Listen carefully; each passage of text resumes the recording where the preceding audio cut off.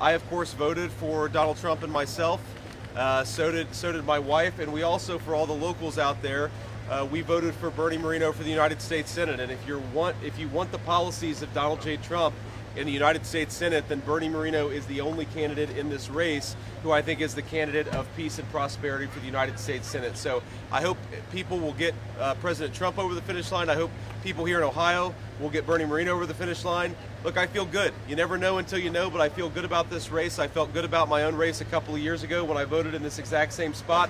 Hopefully it goes as well for President Trump and me as it went for me a couple of years ago in the state of Ohio. If you don't want an open border, vote for Donald Trump. If you want to get back to low inflation and affordable groceries, vote for Donald Trump. If you want to return the world to peace and stability, vote for Donald Trump. That's my pitch to voters. I really do believe that we can have a golden age of prosperity in the United States of America, but voters are going to ultimately make that choice. I don't worry about any one poll. I think that we're going to win. But if you vote the wrong way, in my view, I'm still going to love you. I'm still going to treat you as a fellow citizen. And if I am lucky enough to be your vice president, I'm going to fight hard for your dreams and for your family over the next 4 years. My most important message is we ought to argue, disagree about, persuade each other about politics. That's part of the natural process.